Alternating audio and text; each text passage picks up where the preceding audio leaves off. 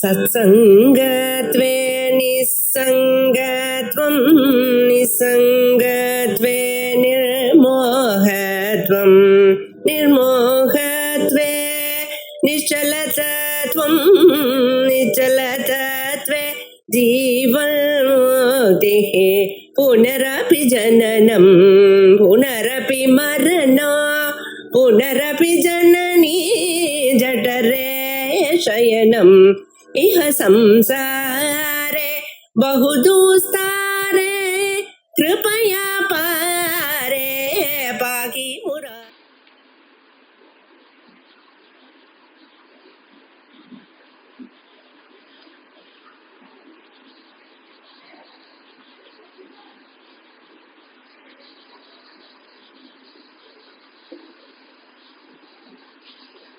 कारिका 50 गीता प्रेस पाना नंबर 234।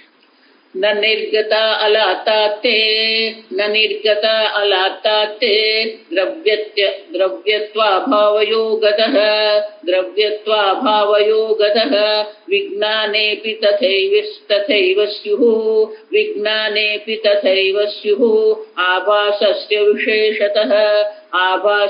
विशेषतः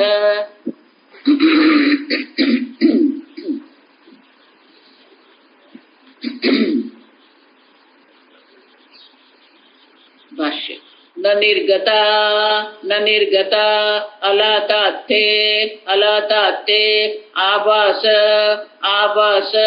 गृहादिवत द्रव्यत्व अभावयोगतः द्रव्यस्य भावः द्रव्यत्वं तदभावः द्रव्यत्व अभावः द्रव्यत्व अभावयोगतः द्रव्यत्व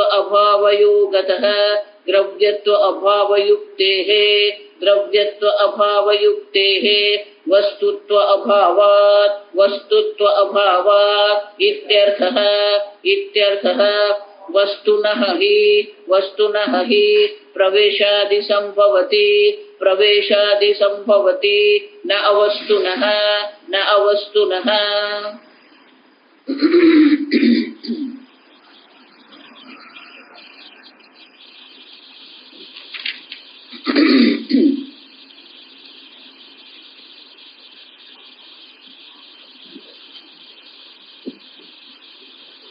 गौड़पादाचार्य जी आगे जो कहा है,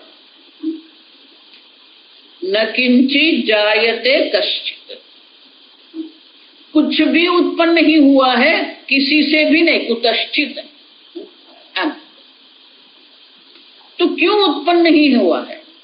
तो वह कहते हैं कि जिस प्रकार से अलात से जो रुजु वक्रादि जो आकार उत्पन्न होते हैं, अब देखिए अलात से ही आकार उत्पन्न होते हैं, अलात में ही वो शांत हो जाते हैं, लेकिन सही में क्या वो उत्पन्न हुए क्या? अब देखिए अलात से कुछ उत्पन्न हुआ ही नहीं है। अब देखिए क्यों? क्योंकि अगर उत्पन्न हुआ है ऐसा आप कहेंगे तो क्या होगा? अलातात्थे निर्गताः द्रव्यत्व अभावयोगतः न निर्गताः अलातात्थे। जब हम उसे देख रहे हैं, जब अनुभव कर रहे हैं, तो हम कहते हैं कि अलात से ही सब उत्पन्न हुआ है और अलात में ही शांत हो गए। लेकिन अगर सही में अगर हम देखते हैं तो क्या है? न निर्गताः अलातात्ते आभासाः। अब शंकराचार्य जी कहते हैं ये जितने भी आभास हम देख रहे हैं, रुजु वक्रादि, तो वो सब आभास जो हमें दिख रहे हैं वो अलाद से उत्पन्न हुए ही, निर्गताः अलाद से बाहर निकले ही नहीं है। आप देखो गृहादि इव द्रव्यत्व अभावयोगतः गृहाद एव। गृहाद मानी घर से। देखिए पंचमी विभक्ति बहुत सुंदर है। ध्रुव अपाये अपादानम, कुछ वस्तु किसी अन्य वस्तु से अलग होती है। ये ध्रुवम अपाय अपादान, पूरा पाणिनि भी वेदांत ही है, आप समझना ठीक से। तो गृहात पंचमी विभक्ति, तो घर से कुछ अन्य अलग हो गया, बाहर निकला। तो कुछ गृह से कुछ अन्य है जो घर से बाहर निकल सकता है। ध्रुवम अपाय अपादान।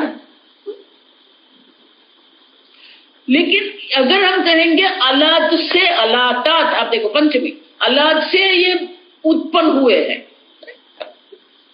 तो अलाद से भिन्न कुछ वस्तु है, द्रव्य तो अभाव योगतः है। अब देखिए, आप घर में बैठे हैं, आप घर से भिन्न हैं और घर से बाहर निकलते हैं, घर से बाहर निकलते हैं।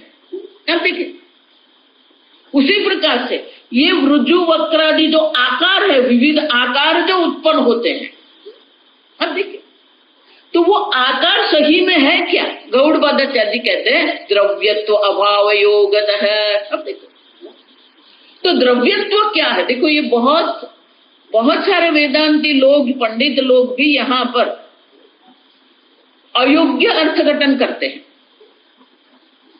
द्रव्य और द्रव्यत्व, अब देखिए, दोनों अलग है। मनुष्य मनुष्यत्व, अब देखिए, दुर्लभम त्रयमेव तत्, शंकराचार्य कहते हैं विवेक चूड़ामणि कि ये संपूर्ण ब्रह्मांड में ये तीन जो है वो दुर्लभ है। मनुष्यत्वम, मनुष्य नहीं, आप समझो, मनुष्य नहीं कह रहे हैं, मनुष्यत्वम। मनुष्य जन्म तो मिल गया हमें, लेकिन मनुष्यत्व क्या है हमारे अंदर? किसको मनुष्य कहते हैं? मनुष्यपना जिसको हम हिंदी में कहते हैं। मनुष्य का जो भाव जो है वो है हमारे अंदर मनुष्यत्व।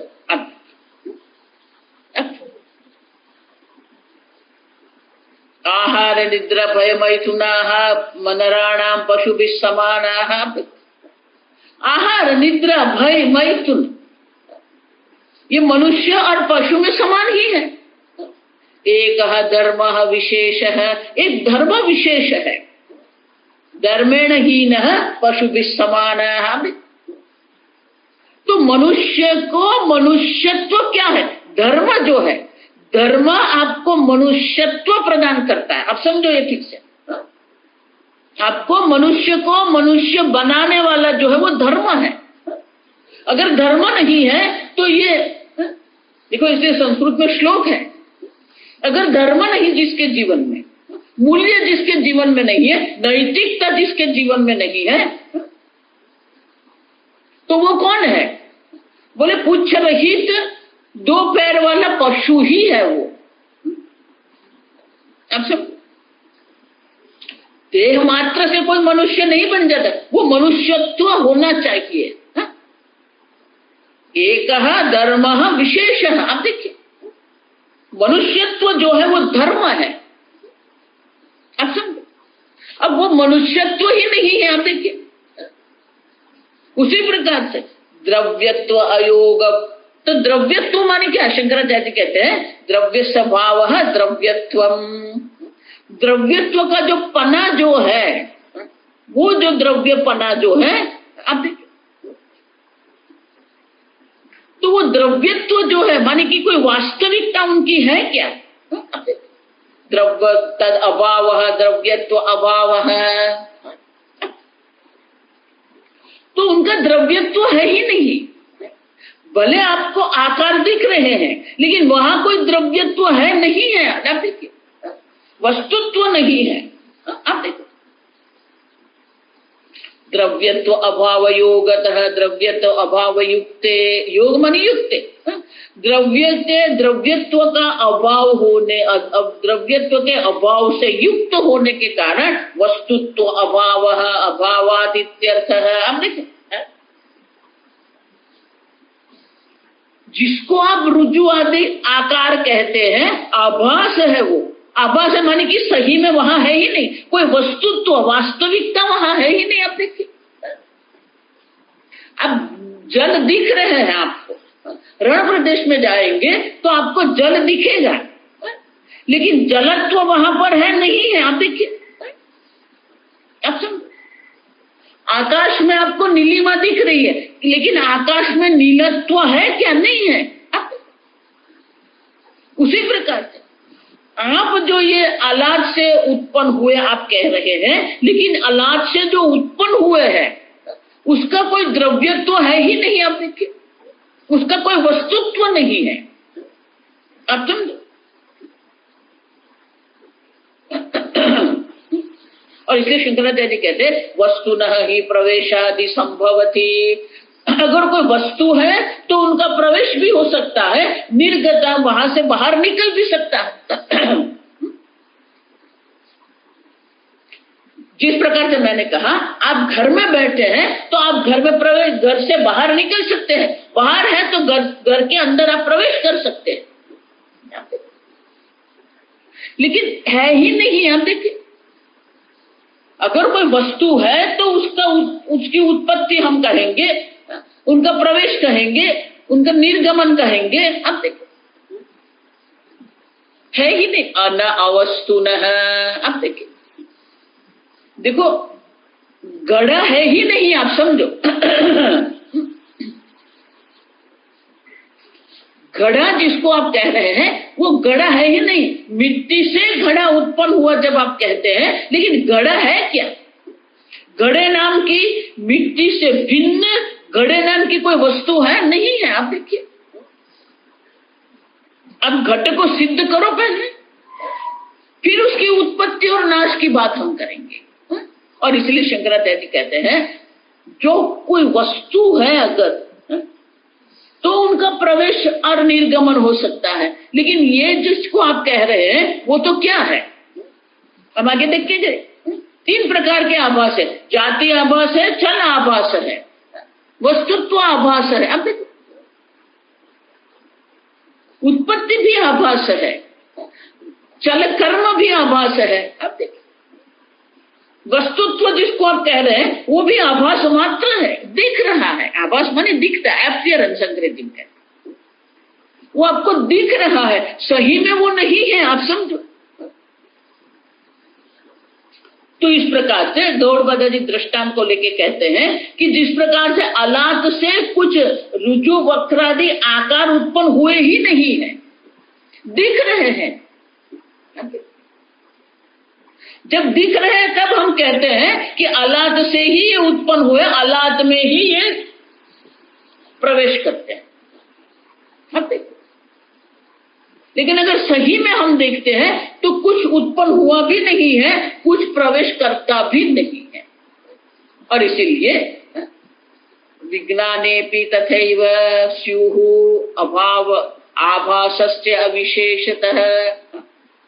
कारिका में गौड़ पदाचार्य कहते हैं उसी प्रकार से विज्ञानेपि विज्ञप्ति ही, हम देखेंगे जो चैतन्य स्वरूप आत्मा है उनकी दृष्टि से अगर हम देखते हैं, आभासस्य विशेषतः, आभास में कोई विशेषता नहीं है। जिस प्रकार से अलग से अनेक प्रकार के आकार उत्पन्न हुए दिख रहे हैं, लेकिन सही में कोई आकार वहां है ही नहीं। उसी प्रकार से भाष्य विज्ञानेपि जाति आदि आभासः तथैव स्युः आभासस्य अविशेषतः तुल्यत्वात्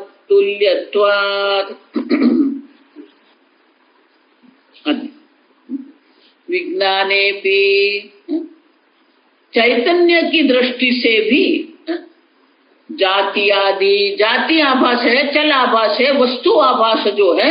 अब देखिए तथैव स्युः, ऐसे ही है, मानी कि कोई जन्म है ही नहीं। अब देखिए, आप पहले जन्म सिद्ध करो। आप देखिए किसका जन्म हुआ? पहले जन्म है, फिर कर्म, चलाभास है। जन्म ही नहीं है तो कहां से कर्म आए? कर्म नहीं है तो कहां से कर्म फल पाप पुण्य होंगे? और कर्म फल पाप पुण्य नहीं है तो कहां से जन्म मृत्यु होगी आपकी? और इसीलिए शंकराचार्य जी कहते हैं जाति आदि आभासाः, जाति आदि आभास भी है ही नहीं। अब समझो, अविशेषतः मानी तुल्य, जिस प्रकार से अलाद से कुछ उत्पन्न नहीं हुआ है, अलाद में कुछ प्रवेश नहीं कर रहा है, उसी प्रकार से एक अद्वितीय चैतन्य ब्रह्म स्वरूप जो चैतन्य है उससे कुछ उत्पन्न हुआ ही नहीं है, उसमें कुछ प्रवेश करता भी नहीं है। अब क्योंकि उनका वस्तुत्व है ही नहीं।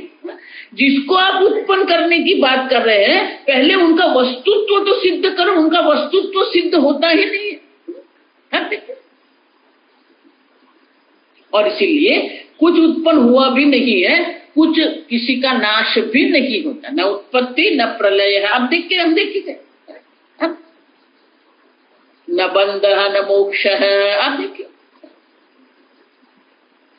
और इसीलिए उनका वस्तुत्व सिद्ध नहीं होता है और इसलिए उनका जाति आदि आभास भी सिद्ध नहीं होता है।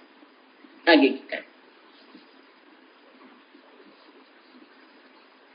न निर्गतास्ते विज्ञानात्, न निर्गतास्ते विज्ञानात् द्रव्यत्व अभावयोगतः, द्रव्यत्व अभावयोगतः कार्यकारणताभावात्, कार्यकारणताभावात् यतो चिन्त्य सदैव ते, यतो चिन्त्य सदैव ते।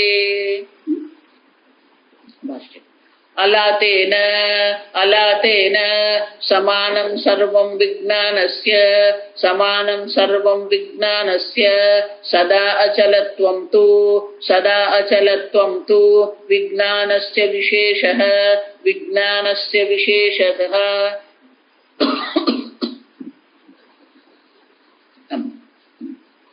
जात्यादि आभासाः, जात्यादि आभासाः विज्ञाने अचले, विज्ञाने अचले किं कृता इति आह, किं कृता इति आह।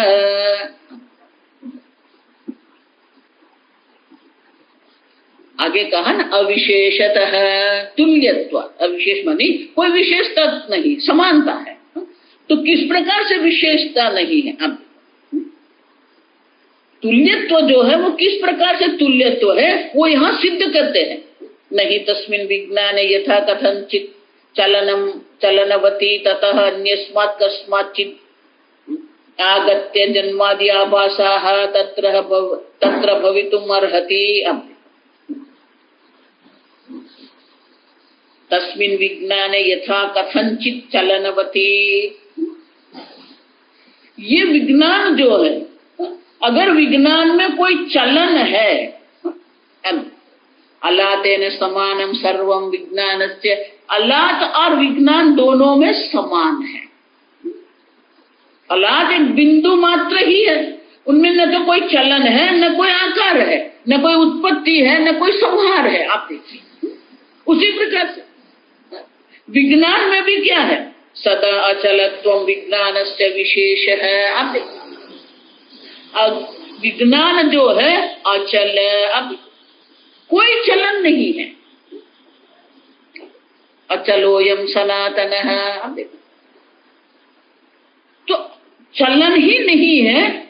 अब जब चलन नहीं है तो किस प्रकार से कुछ उत्पन्न होगा? आप देखिए, जाति आदि आभासा विज्ञाने अचले किंकृता इत्याह। आप देखो, किस प्रकार से हो सकता है? कोई चलन, कोई विकार, कोई परिवर्तन होना चाहिए।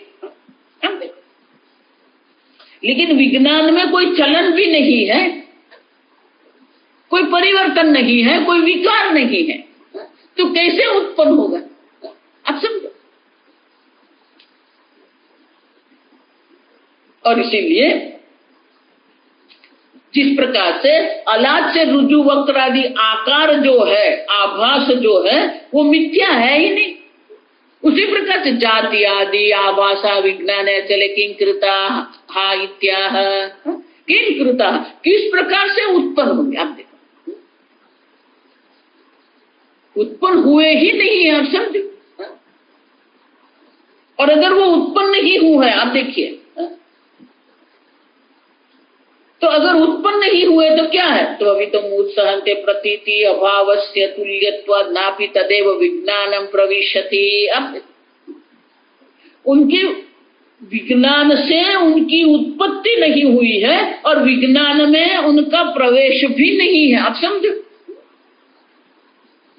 विज्ञान से, चैतन्य से, ये ब्रह्म से जगत उत्पन्न हुआ है, ब्रह्म में ही जगत का लय हो जाता है, ये जो हम कहते हैं वो भी संभव नहीं है। अब और इसीलिए तस्य केवलस्य तदुपादानत्व अनुपगमात्, ब्रह्म में ये जगत का उपादान करने की कोई योग्यता ही नहीं है। आप समझो, भले जब हम जगत देख रहे हैं तो हम ही कहते हैं, अब देखो, जन्माद्यस्य यतः यथा तो ब्रह्म जिज्ञासा जन्माद्यस्य यतः, ब्रह्म जो है, अब देखो, अथा तो ब्रह्म जिज्ञासा, ब्रह्म को जानने की इच्छा, शंकराचार्य जी कहते हैं कर्तव्या इति, ये हमारा मनुष्य जीवन का कर्तव्य है कि ब्रह्म को जानने की इच्छा हम करें। और क्यों? क्योंकि वो ब्रह्म क्या है? जन्माद्यस्य यतः यतो वा इमानि भूतानि जायन्ते येन जातानि जीवन्ति यत्पर्यन्तम् अभिशं विशन्ति तद् ब्रह्म तद्विजिज्ञासस्व। तो श्रुति माता भी कहती है ब्रह्म से ये सब उत्पन्न हुआ है, ब्रह्म से ही ये सब की स्थिति है, ब्रह्म में ही सब लीन हो जाता है। वो ब्रह्म जो है वो जिसको जानने की इच्छा करनी चाहिए, विजिज्ञासस, तू ये ब्रह्म को जानने की इच्छा कर, विजिज्ञासस।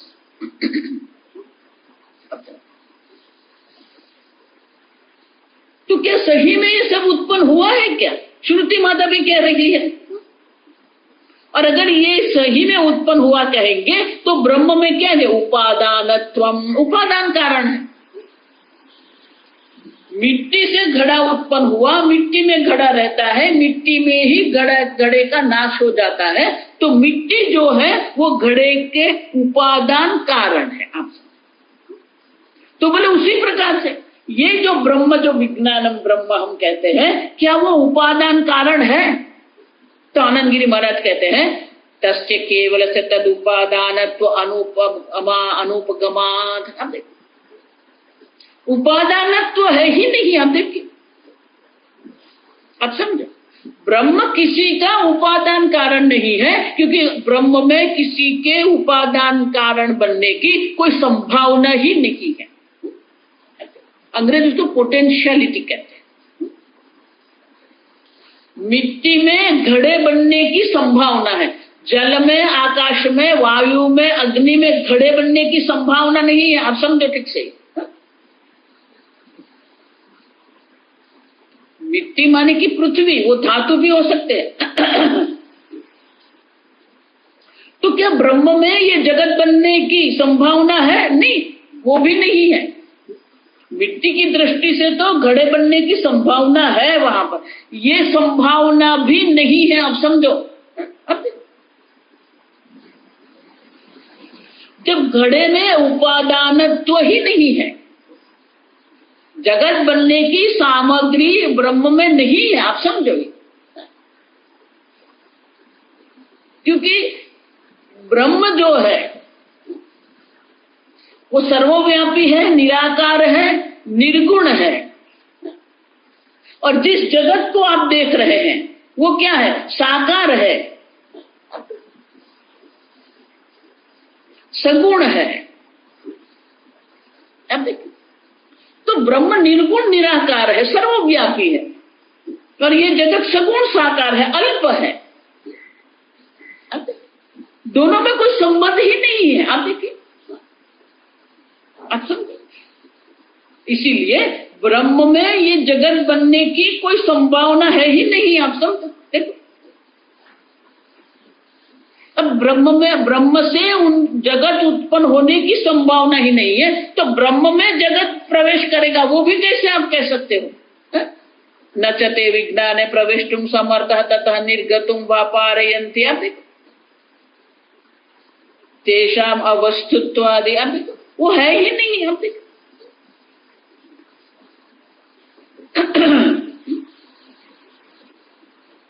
इसका अर्थ क्या हुआ? कार्य कारणता भाव यतः अचिन्त्य सदैव ते, हेतु पलादि हम देख के गए आगे, माने कि ये जगत और ब्रह्म के बीच में कार्य कारणता भाव, कार्य कारण भाव है ही नहीं।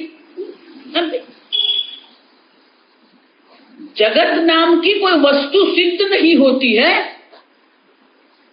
और ब्रह्म में विज्ञान में ये जगत बनने की संभावना नहीं है। आप समझ रहे हो, दोनों ओर से देखना है। जगत नाम की कोई वस्तु सिद्ध नहीं होती है और ब्रह्म में जगत बनने की कोई संभावना नहीं है, और इसीलिए ब्रह्म से ये जगत उत्पन्न हुआ ये भी नहीं कह सकते हैं हम, क्योंकि जगत नाम की कोई वस्तु ही नहीं है, और वो जगत जो है वो ब्रह्म में प्रवेश करेगा वैसा भी हम नहीं कह सकते हैं।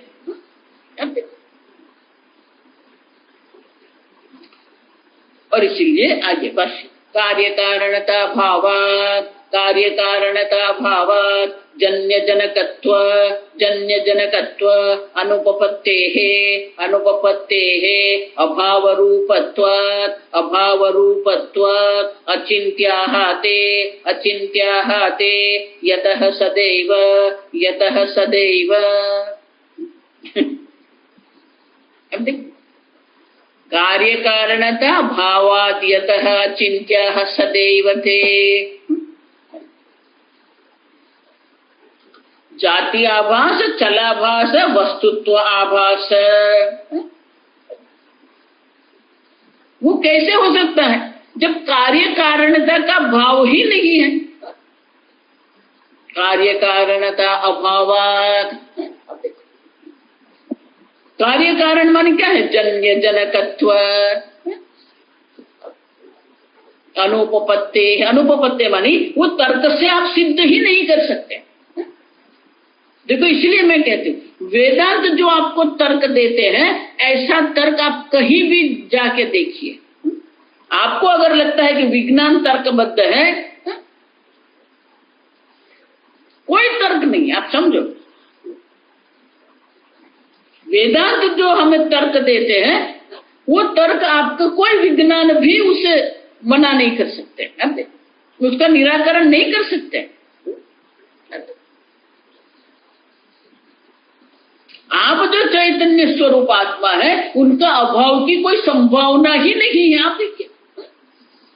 और वो चैतन्य जो आत्मा है उसमें उपादान कारण बनने की भी कोई संभावना नहीं है, और इसीलिए कार्य कारण भाव जिसको कहते हैं वो कार्य कारणता का अभाव है, आप देखिए। क्योंकि ब्रह्म में कारणता सिद्ध नहीं होती है, कारणत्व जिस प्रकार से ये जगत की द्रव्यत्व सिद्ध नहीं होता है उसी प्रकार से ब्रह्म में कारणत्व सिद्ध नहीं होता है। ब्रह्म में कोई कारणपना नहीं है, कोई कारण का भाव नहीं है, क्योंकि उनके पास कोई सामग्री ही नहीं है। अचल है, आप देखो नित्य सर्वगत स्थाणु अचलोयम सनातन है, आप देखो वो नित्य है, सर्वगत है, स्थाणु अचल है। आप देखो भगवान ये सब शब्द का प्रयोग करते हैं गीता। ये जो चैतन्य स्वरूप आत्मा जो है वो क्या है? नित्य सर्वगत स्थाणु अचलोयम सनातन है। आप देखिए कोई चलन, कोई परिवर्तन, कोई विकार संभव ही नहीं है। अब जब चलन नहीं है, विकार नहीं है, परिवर्तन नहीं है, तो ये जगत कैसे बनेगा? देखो इसीलिए मिट्टी घड़े का जो दृष्टांत देते उसकी भी अपनी मर्यादा है। मिट्टी पहले पिंडाकार थी, अब वो घटाकार बन सकती है, आप देखिए। अब समझो मिट्टी में पिंडाकार से घटाकार बनने जितना तो परिवर्तन है, लेकिन आत्मा तो क्या है? सर्वव्यापी है, सर्वगत है, सर्वगत है, निराकार है, निर्गुण है। अच्छा, समुद्र में भी जब हम तरंग कहते हैं,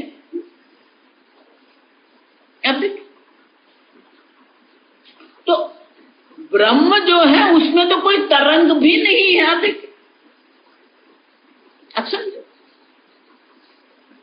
अनुपपत्ते अभाव रूपत्वाद, अनुपपत्ते, अनुपपत्ति मानी किसी भी तर्क से आप ये जाति चल वस्तु का आभास की संभावना नहीं सिद्ध कर सकते।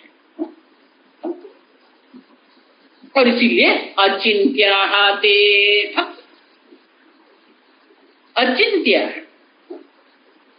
अचिंत्य माने कि अनिर्वचनीय है। और वो अनिर्वचनीय क्या है? सदैव सदाएव ते अचिंत्याः, सदा सर्वदा वो अचिंत्य है, अनिर्वचनीय है। अनिर्वचनीय किसको कहते हैं? ये ऐसा ही है, ऐसा अगर हम सिद्ध करते हैं उसे निर्वचन कहते हैं। निर्वचन मानी निश्चय पूर्वक किसी के स्वरूप को सिद्ध करना, उसे निर्वचन कहते हैं। ये ऐसा है हम, लेकिन ये जगत को आप सिद्ध कर सकते हैं? न तथा एव उपलभ्यते, न रूपमस्य तथा एव उपलभ्यते। 15वें अध्याय में भगवान क्या कहते हैं? ये जगत ऐसा ही है, आप सिद्ध कर सकते हो? नहीं। हम देखिए, किसी वस्तु का आप निश्चित रूप से वचनम मानी व्याख्या कर सकते हो? नहीं कर सकते हो आप। सूर्य किसको कहेंगे? पुष्प किसको कहेंगे? पुस्तक किसको कहेंगे? ये ऐसा ही, ऐसा कह सकते? नहीं कह सकते। अब देखिए, पुष्प जिसको कहते हैं, वाचारम बड़म विकारो नामदे, आपके जिह्वा पर घट शब्द है, आपके जिह्वा पर पुष्प शब्द है। आप देखिए, लेकिन बाहर अगर आप देखते हैं तो आपको पुष्प नहीं मिलेगा। पुष्प नाम की द्रव्यत्व जिसको कहते हैं, पुष्प नाम की कोई वस्तु नहीं है। आप देखिए, क्यों? वो तो संघात है। हम देख के अनेक अंग उपांग की एक विशेष व्यवस्था जो है, रचना है, जिसे हम पुष्प कहते हैं। तो अनेक अंग उपांग का एक विशेष प्रकार की जो रचना है, स्वामी जी बहुत सुंदर के वैसे संघात की जो व्याख्या वो क्या है? Intelligently put together to serve a purpose, बुद्धिपूर्वक की रचना है, इंटेलिजेंटली पुट टुगेदर। और उनका एक प्रयोजन भी है,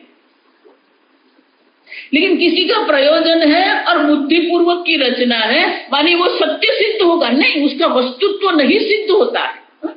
आप पहले कहते हो ये गुलाब है, पहले हम बताओ गुलाब क्या है?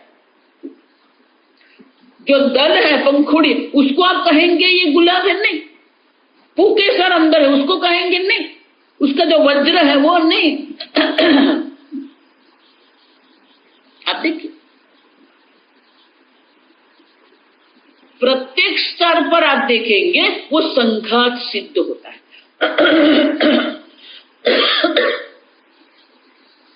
इसे कहते हैं अचिंत्य, अनिर्वचनीय।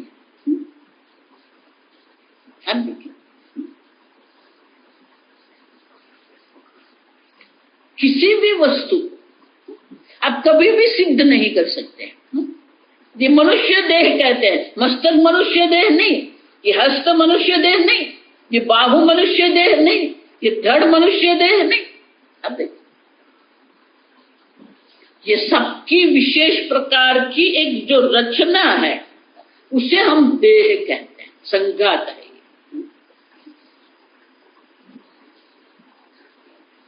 अगर देखिए वस्त्र कहते हो वो तंतु है, तंतु जिसको कहते हैं वो कण मात्र है, वो कण जो है वो अणु परमाणु है। अब देखिए,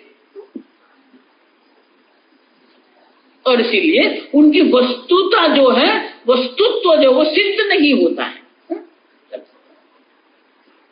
सदैव अचिंत्या, अब अनिर्वचनीय है। पुष्प है भी नहीं कह सकते हैं, पुष्प नहीं है ऐसा भी आप नहीं कह सकते हैं। आप सुन, देखो ये सब संघात है, भाषा भी संघात है, पुष्प शब्द जिसको हम कहते हैं वो भी संघात है, अनेक प्रकार के अक्षर मिलके वो शब्द बन रहा है। पुष्प जब हम कहते हैं तो शब्द भी क्या है, संघात है, पकार है, उकार है, आप देखिए शकार है, पकार है, अकार है, आप देखिए। तो ये सब जो अक्षर जो है, वर्ण जो है, वो मिलकर फिर ये शब्द बनाते हैं।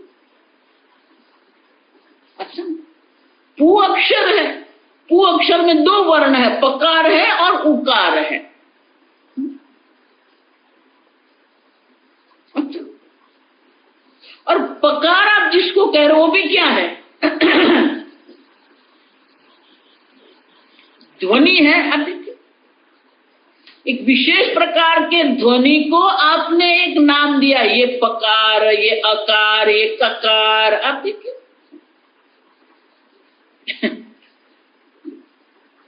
भाषा भी संघात है, अनिर्वचनीय है।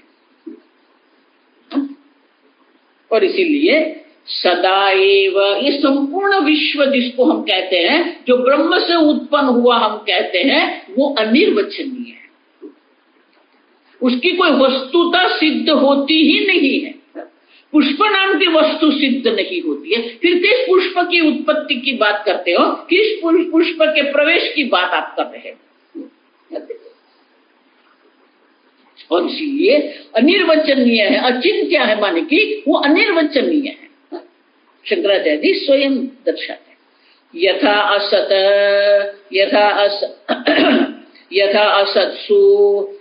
असत्सु रुज्जुआदि आभासेषु रुज्जुआदि बुद्धिः द्रष्टा अलातमात्रे तथा असत्सु एव जात्यादिषु विज्ञानमात्रे जात्यादि बुद्धिः मृषा एव इति समुदायार्थः।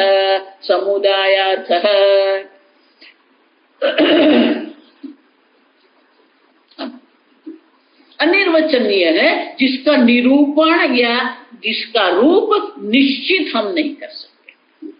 अनिरूप्यमाणम, अगर वो अनिरूपण है तो फिर वो मिथ्या है, असत्सु। अब देखो इसीलिए मिथ्या शब्द भी कई वेदांती लोग नहीं समझते, ये जगत मिथ्या है।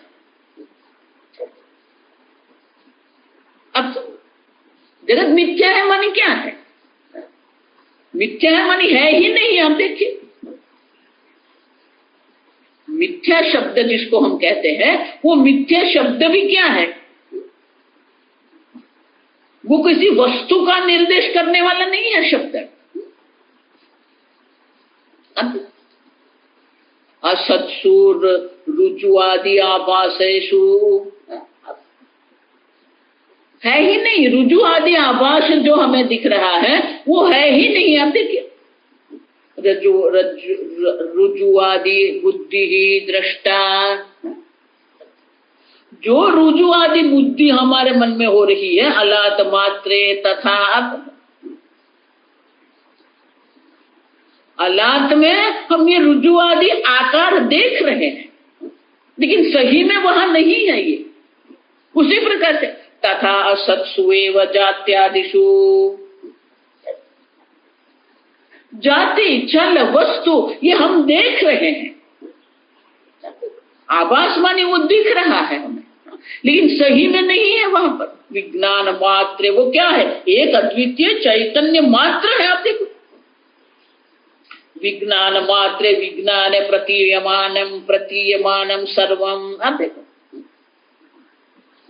विज्ञान में ही ये सब दिख रहे हैं, लेकिन सही में वहां कोई नहीं है। आप देखो, जाति आदि बुद्धि मृषा एव इति, विज्ञान मात्र माने कि ये शुद्ध चैतन्य स्वरूप आत्मा जो है उसमें ये ब्रह्म जगत आदि है ही नहीं। मृषा माने कि नहीं है। इति समुदायार्थ है, समुदाय माने कि ये संपूर्ण समुदाय, जो जाति कहते हैं, चल कहते हैं, वस्तु कहते हैं,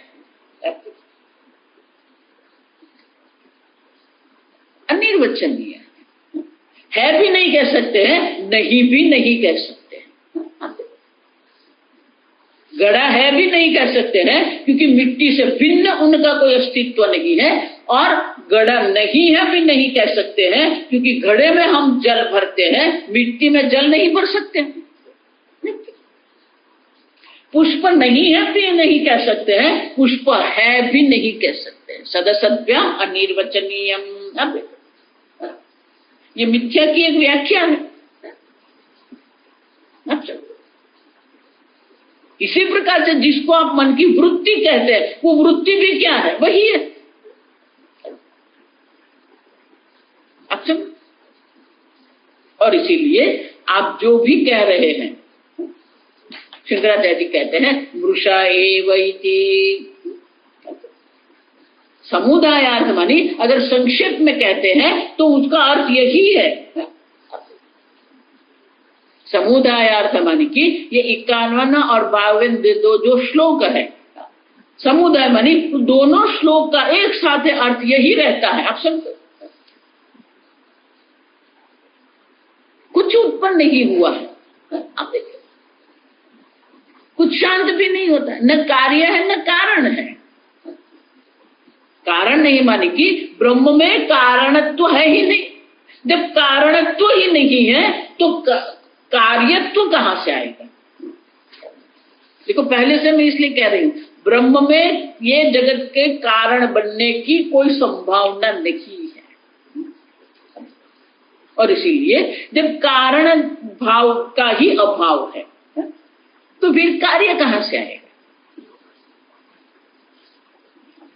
और इसीलिए ये द्रव्य द्रव्यत्व, घट घटत्व, अब देखो, तो उसी को आगे कहते हैं यदुक्तम कार्य कारणता अभावादिति तदिदानीम उपपादितुम उपक्रमते। जो आगे कहा गया है उसी को यहाँ आगे विस्तृत करते हैं। कार्य कारणत्व जो है ना, द्रव्यता जिसको हम कहते हैं, वस्तुत्व जिसको, तो उनकी कोई द्रव्यता नहीं है।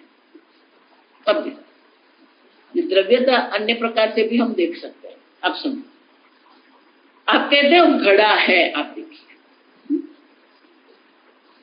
तो अगर घड़े का घड़ापन है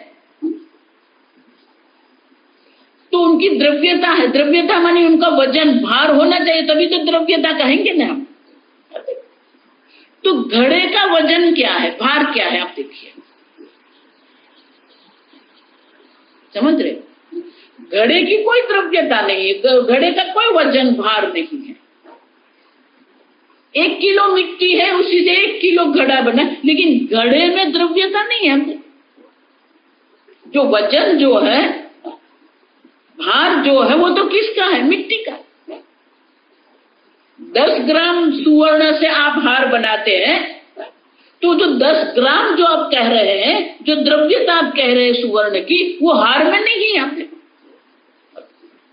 हार की कोई द्रव्यता नहीं है। अब सुन,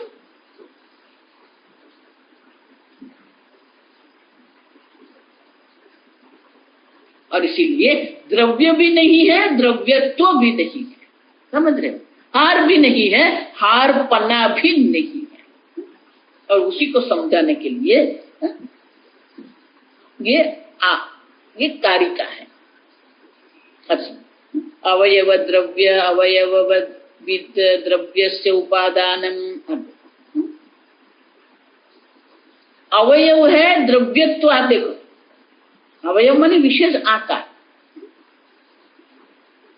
और उनका द्रव्य, उनका वजन, भार। तो वो जो अवयव जिसको आप कहते अवयव गुणाः च अवयव विगुणेषु, आप कैसे सिद्ध करेंगे? घड़े की वस्तुता अगर आपको सिद्ध करनी है तो घड़े के द्रव्यत्व का सिद्ध करना पड़ेगा आपको, तो वो वस्तु सिद्ध होगा। उनका एक विशेष अवयव है, विशेष आकार है, उससे विशेष द्रव्यता उनकी है, वो सिद्ध होती है क्या? नहीं सिद्ध होती। वही ये आगे की कारिका।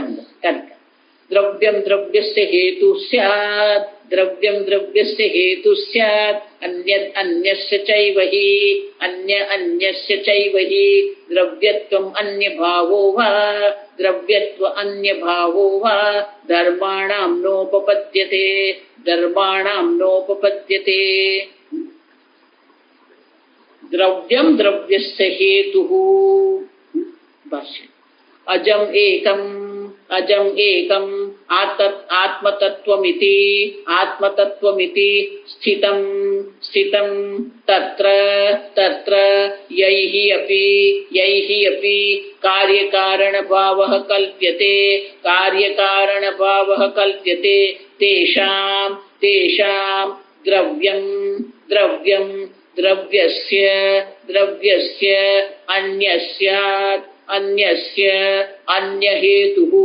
अन्य हेतुः कारणं स्यात् न तु तस्य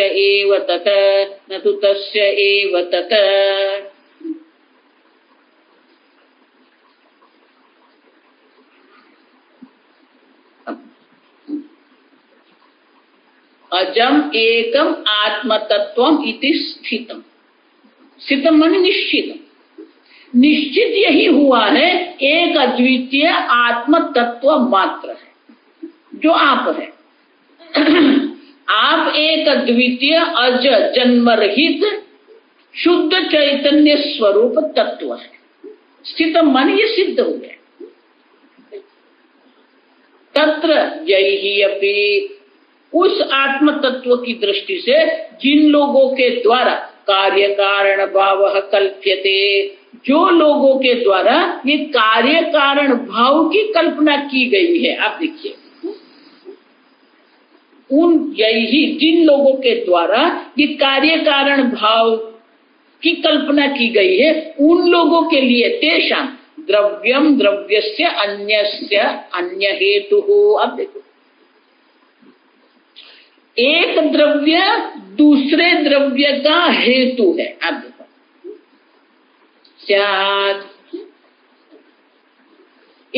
एक वस्तु है, वो दूसरी वस्तु का कारण है। अब देखिए, द्रव्य द्रव्यस्य हेतु स्यात्,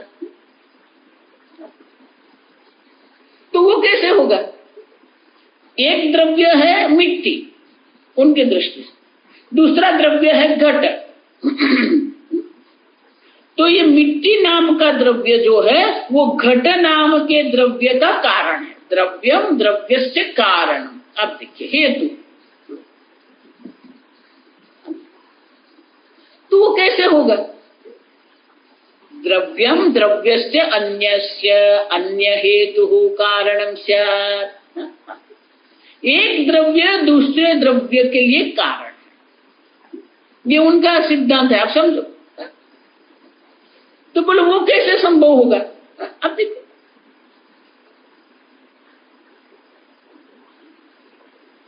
न तो तस्य एव तत्। देखो, ये सब तर्कबद्ध है, हमें ये तर्क समझना है, क्योंकि ये जगत की द्रव्यता सिद्ध होती ही नहीं है। आप पहले जगत की द्रव्यता सिद्ध करो, फिर हम कहेंगे एक द्रव्य से दूसरे द्रव्य की उत्पत्ति हुई है।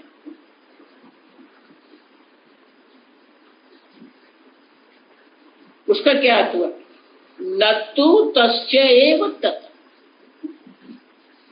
एक द्रव्य है और दूसरा द्रव्य है, ये द्रव्य से ये द्रव्य की उत्पत्ति हुई, उसी द्रव्य से इस द्रव्य की उत्पत्ति नहीं है। अब देखिए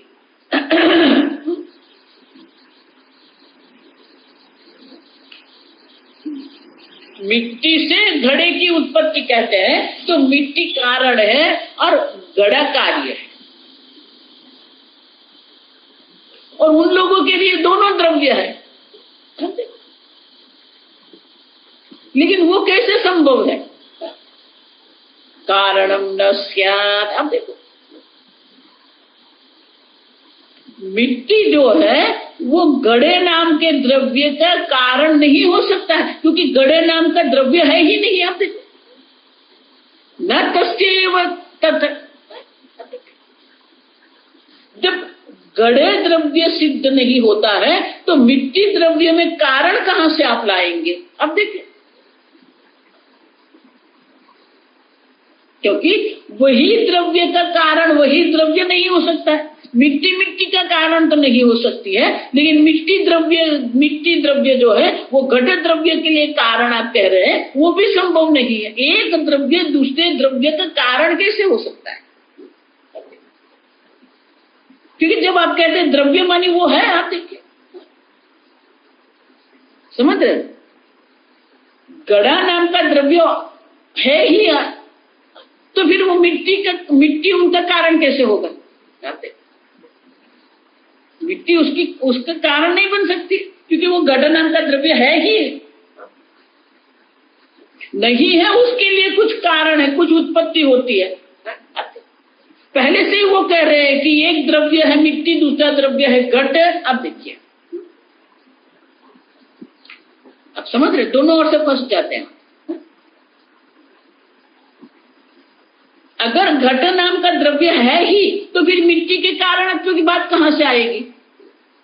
क्यों? क्योंकि द्रव्य आप कह रहे हैं। और अगर घट नाम का द्रव्य ही नहीं है तो फिर मिट्टी में कारण भाव भी नहीं है। दोनों ओर से असंभव नहीं। घट नाम का द्रव्य अगर है कहेंगे तो मिट्टी कारण नहीं बन सकती, लेकिन है ही ऑलरेडी।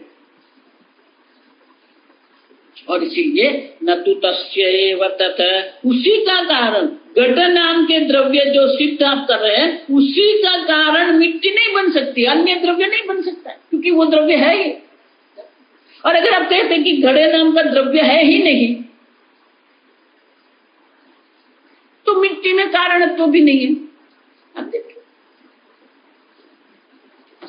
और इसीलिए तो शंकराचार्य स्वयं आगे समझा, नापि अद्रव्यम न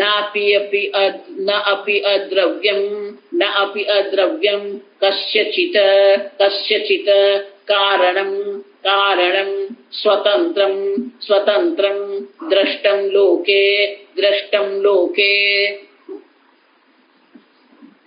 एक द्रव्य दूसरे द्रव्य का कारण नहीं बन सकता है। अब इतना ही नहीं, न अद्रव्यम कस्यचित् कारणं स्वतंत्रं दृष्टं लोके। जो वस्तु है ही नहीं, द्रव्य वो किसी का कारण कैसे बन सकता है?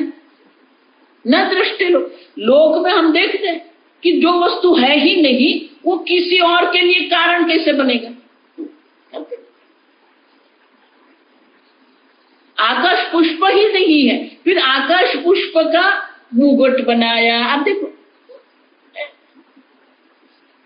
कैसे पुष्पकृत शेखर है। आकाश पुष्प ही नहीं है, तो आकाश पुष्प से अब किरीट कैसे बनाएंगे? नहीं बनेगा। तो बोले द्रव्यत्व न च द्रव्यत्वं धर्माणाम आत्मनाम उपपद्यते अन्यत्वं वा कुतश्चित्। येन अन्यस्य कारणत्वं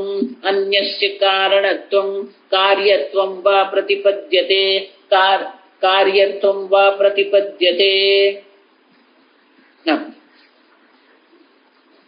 अद्रव्यसापि रूपादेः तन्तुवादि द्वारा पटशौ शौकल्यादौ कारणत्वं दृष्टमिति।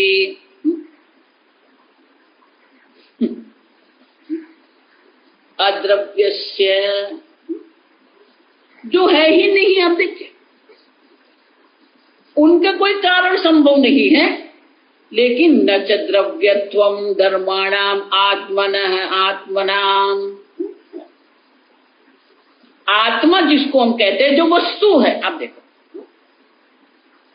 उनका अन्यत्व जो कुतश्चित है, अन्य के लिए वो कारण कैसे बनेगा?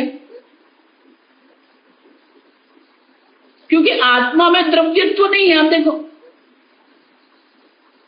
धर्माणाम द्रव्यत्व अन्य भाववा धर्माणाम न उपपद्यते कारिका। आप जिसको आत्मा मानी, आपका जो आत्मा, आप जो है, जो चैतन्य स्वरूप आत्मा है, उनका द्रव्यत्व सिद्ध करो। आप कोई एक वस्तु नहीं है जिस प्रकार से पुस्तक है, पुष्प है, घट है, क्या उसके इसी प्रकार से आत्मा नाम का कोई द्रव्य है क्या? आप देखिए न च द्रव्यत्वं धर्माणाम आत्मानम उपपद्यते। आप देखिए आत्मा नाम के कोई द्रव्य है क्या? कोई वस्तु नहीं। आप देखिए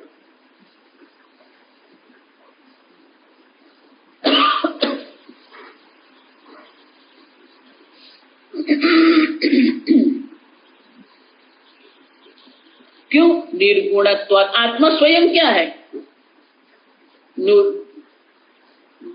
गुणत्वेन द्रव्यत्वं निर्गुणत्वात्। आप देखो कोई गुण होता है वहां द्रव्यत्व हो सकता है, लेकिन आत्मा तो निर्गुण निराकार है। आप देखिए तो निर्गुण निराकार जो आत्मा जो है, वो निर्गुण निराकार आत्मा में द्रव्यता भी नहीं होती। आप देखिए द्रव्यता आप कहेंगे फिर कार्य कारणता लाएंगे हम। आप समझ रहे हो? निर्गुण आत्मा है, उसमें द्रव्यत्व भी नहीं है। आप देखिए और न उपपद्यते, किसी प्रकार से भी आप आत्मा की द्रव्यता सिद्ध नहीं कर सकते। देखो इससे बहुत सारे ये जो क्या बोलते हैं, ये वैज्ञानिक लोग जो है बहुत वर्षों पहले रशिया में एक ये प्रयोग हुआ था कि ये जीवंत मनुष्य है, ये मृत है। आप देखिए हम देखते हैं हमारा अनुभव, तो बोले जो मृत है और ये जीवंत है, तो क्या ये जीवंत है उससे कुछ निकल जाता है जिसके कारण वो मृत हो जाता है? अगर वो कुछ निकल गया है, वो निकल गया, वो क्या निकल गया? अगर निकल गया है उसका वजन होना चाहिए। तो उन लोगों ने क्या किया कि ये जो मरणासन्न मनुष्य था उनका वजन किया। फिर जब वो मर गया फिर उसका वजन किया।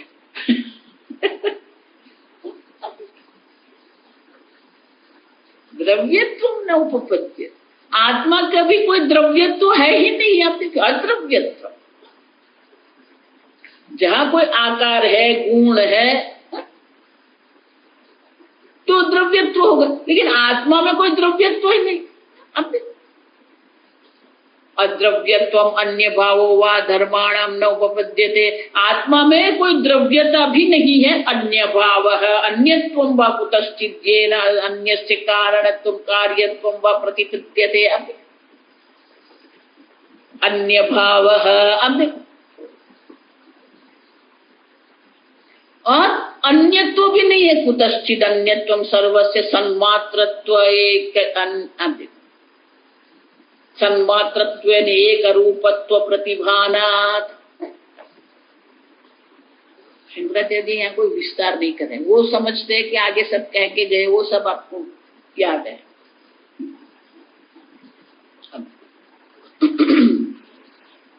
आत्मा का अपना कोई द्रव्यत्व नहीं है, कोई वस्तुत्व नहीं, वो है, आप देखिए चैतन्य स्वरूप आत्मा, निर्गुण निराकार,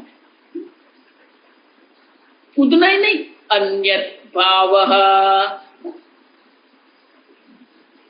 आत्मा अन्य भाव, अन्य सिद्ध नहीं होता है। आप देखिए क्यों, आनंदगिरी महाराज कहते हैं अन्योन्याश्रयत्वं न च तत्र कुतश्चित् अन्यत्वं सर्वस्य सन्मात्रत्वेन एकरूपत्वात्।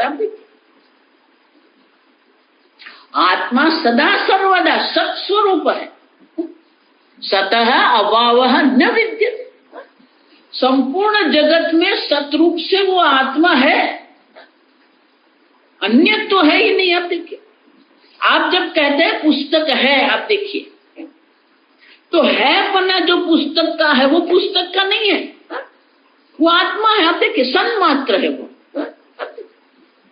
शंकराचार्य जी भाष्य में कहते हैं घटसन पटसन हस्ति सन। अब देखिए सर्वत्र जो सन जो है, सत जो है, वो तो सर्वत्र है, अन्य है ही नहीं। हम देखिए न अन्यत्वोपपद्यते, आत्मा से भिन्न कुछ वस्तु आप सिद्ध करके दर्शाए, नहीं सिद्ध होता है।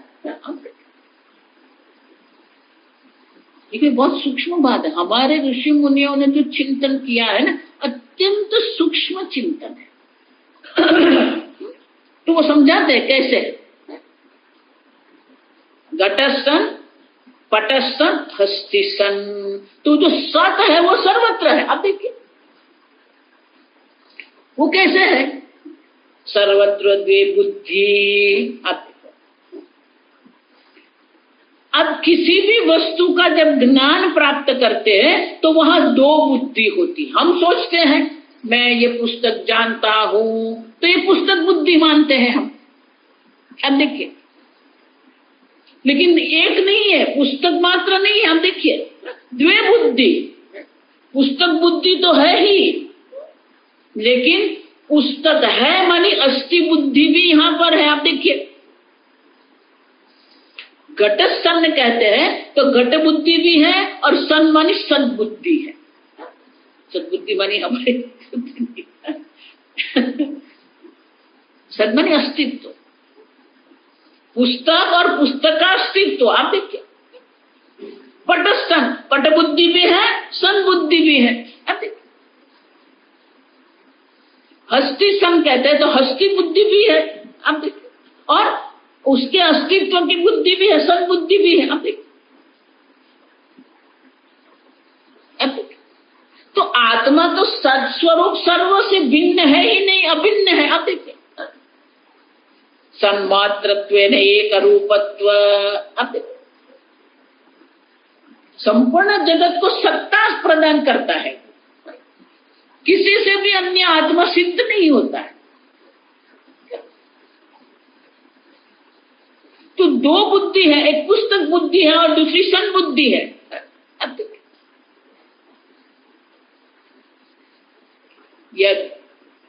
यद बुद्धि येन रूपेण निश्चितम तद रूपम व्यभिचरति तद असत। यद बुद्धि यद रूपेण निश्चितम तद रूपम न व्यभिचरति तद सत। जिसका जिस रूप से निश्चित किया है वो रूप से वो अगर बदल जाता है तो वो असत है, मिथ्या है। ये पुस्तक है, आप कहते हैं 2 वर्ष के बाद ये पुस्तक नहीं रहेगा तो वो मिथ्या है, असत है। लेकिन जो सत बुद्धि है वो तो क्या हो रहेगी, घट सन। अब देखिए अब वो घट है वो चूर्ण बन गया, चूर्ण सन। अब देखिए तो सद्बुद्धि जो है उनमें कोई व्यभिचार परिवर्तन नहीं होता है, इसलिए वो सद्बुद्धि है, उसे इसलिए सत कहते हैं। उनमें कोई परिवर्तन नहीं है।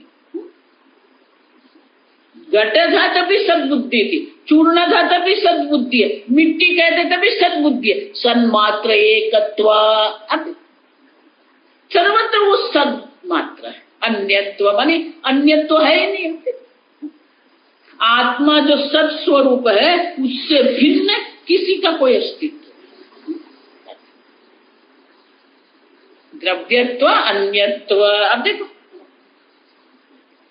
और इसलिए आत्मा नाम का कोई द्रव्य नहीं है क्योंकि वो निर्गुण है, और आत्मा से अन्य कोई वस्तु सिद्ध नहीं होती क्योंकि सत स्वरूप आत्मा सर्वत्र है। इसलिए भगवान कहते हैं सतः अभाव न विद्यते, सत का कभी भी अभाव नहीं होता है, सर्वत्र एक समान है। अब देखो, और इसीलिए अतः अतः द्रव्यत्वा अद्रव्यत्वात् अद्रव्यत्वात् अनन्यत्वाच्च अनन्यत्वाच्च न कस्यचित् कार्यं कारणं वा आत्मा इत्यर्थः आत्मा इत्यर्थः।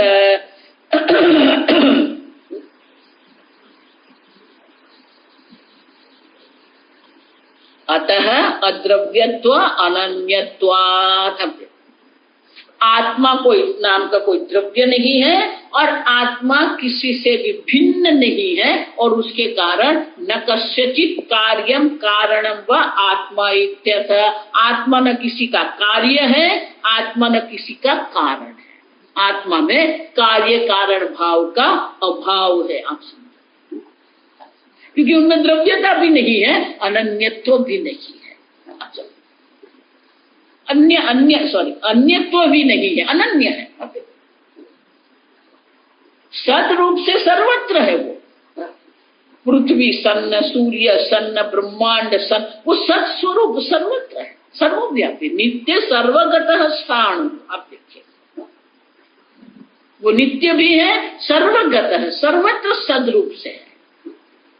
और इसीलिए आत्मा न किसी का कारण है, आत्मा न किसी का कार्य बन सकता है। आत्मा में कार्य कारण भाव भी नहीं है, द्रव्यत्व नहीं है, एक अद्वितीय आत्म तत्व मात्र है। ब्रह्म एव इदगुम सर्वं, जो है वो ब्रह्म स्वरूप आत्मा मात्र है। आगे हम कल देखेंगे।